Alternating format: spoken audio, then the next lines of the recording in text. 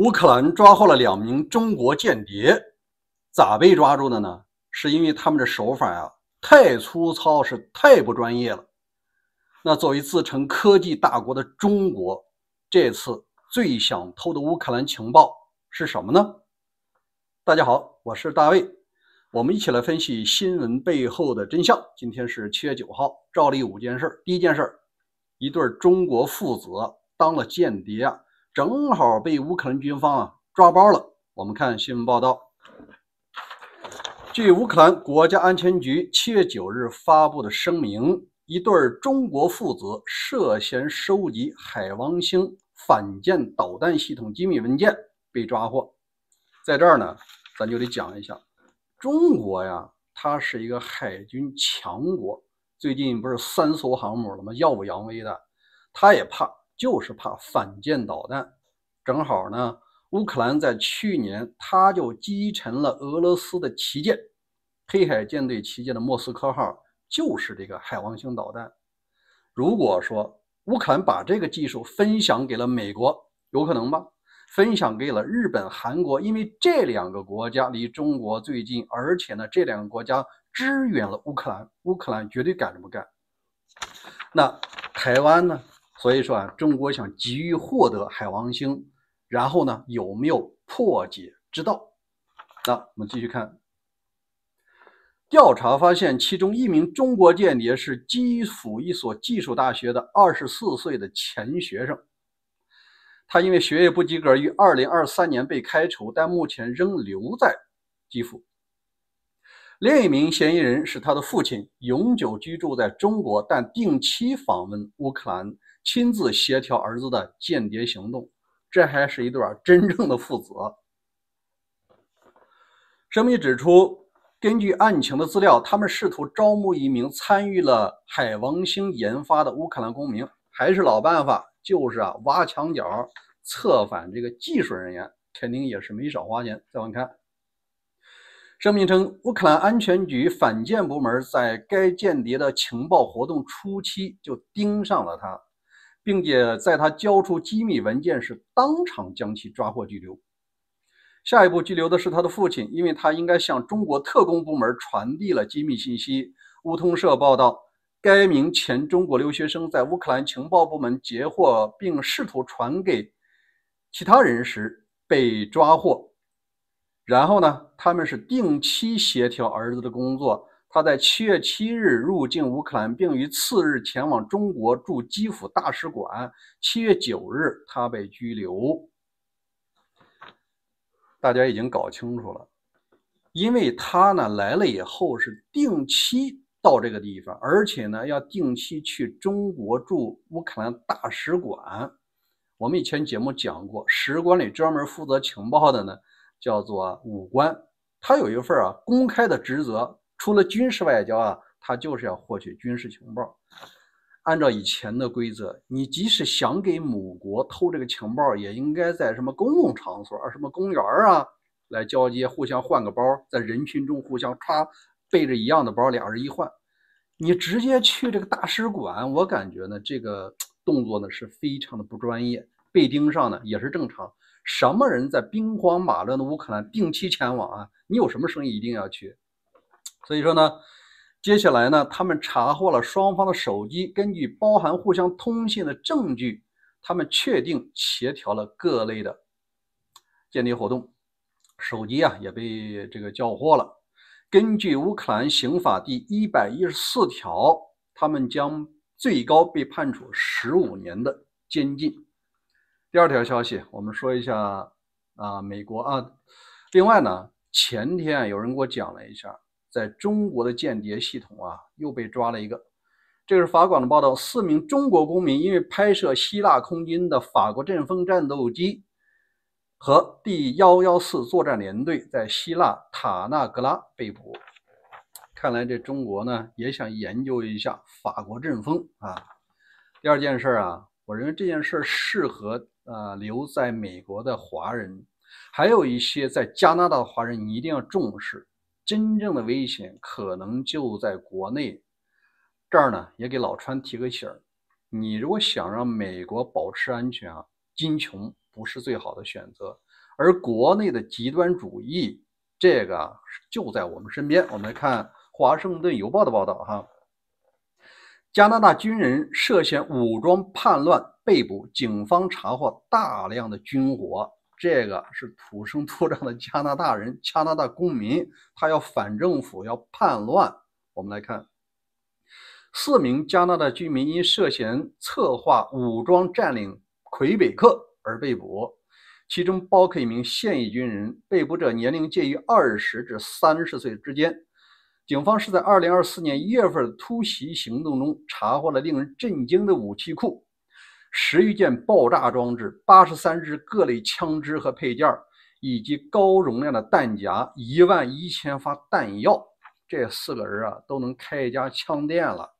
那他们的目标是要干什么呢？往下看，3名嫌疑人是24岁、25岁和另外一个24岁，他们被控为实施恐怖活动，采取具体措施。调查显示，他们不仅组织了反政府民兵组织，还系统地进行了军事训练，包括射击训练、伏击演习、野外生存以及地形侦察，已经实施过实地战术侦察。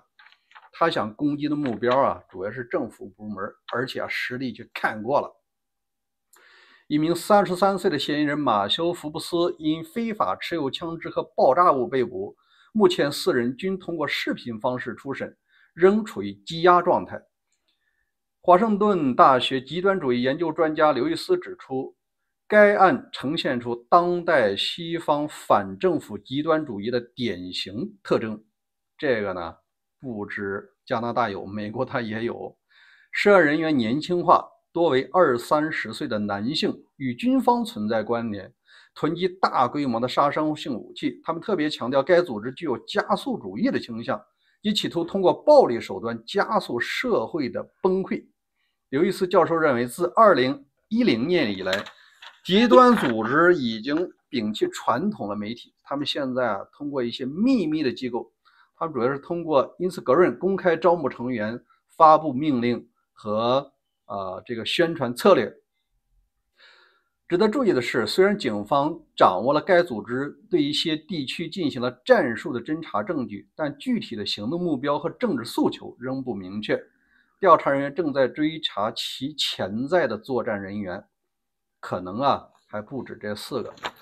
我个人观点这件事儿得引起北美所有人的注意，因为在美国无论是左的还有右的，只要你一极端，他要掌握了武器，他想要改变现状，他就会走加速主义，就是先推翻现在的，然后再按照他的想法重新再来。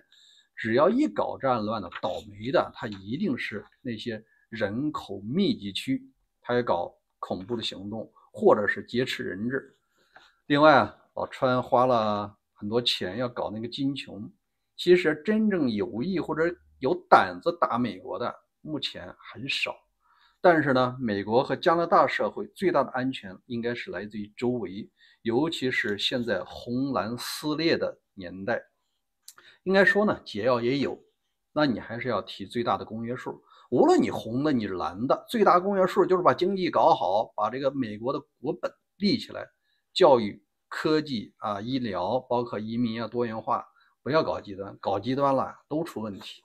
好，我们再说第3件事是现在的卢比奥卢部长，我感觉呢，他现在是充满了一些无力感。目前美国的外交主导权根本就不在国务院，而是在白宫。现在川普的对外政策呢，他是以关税大棒打开门等于是踹门的是关税大棒，谁来发？是他亲自来发。那如果对方愿意谈，谁去谈？他去谈的是财政部和商务部，你卢比奥你不需要出面。那如果说谈成了以后，剩下签约也许卢比奥会出个面。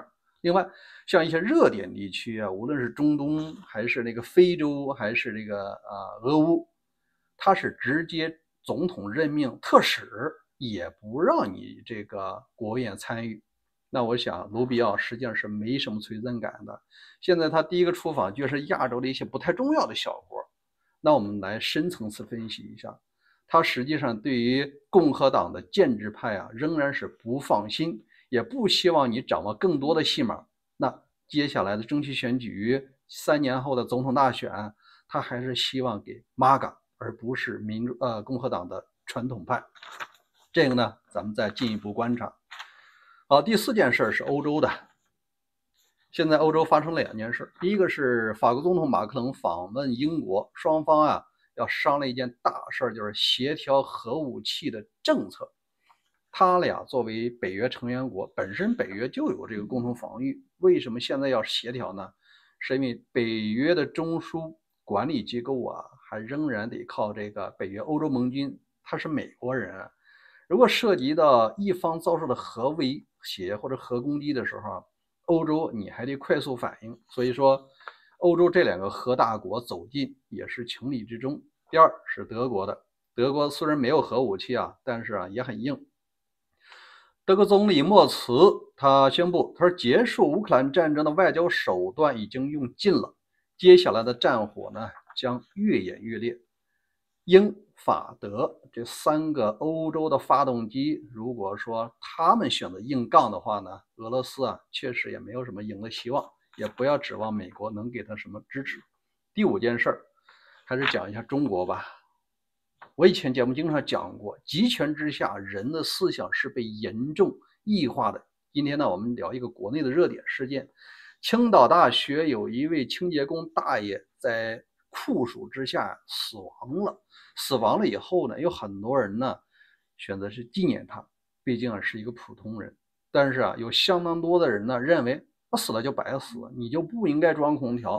我们来简要回顾这件事哈。有人总结了一下呢，是过世的宿管大爷他住在厕所里，因为厕所的门窗也是这个封着的，因为他对面是个垃圾场。然后呢，这个厕所里是没有安装空调。这个大爷呢是8个月没发工资了。为什么住厕所？作为清洁工，8个月没发工资，但是呢，在那个小屋里被热死了。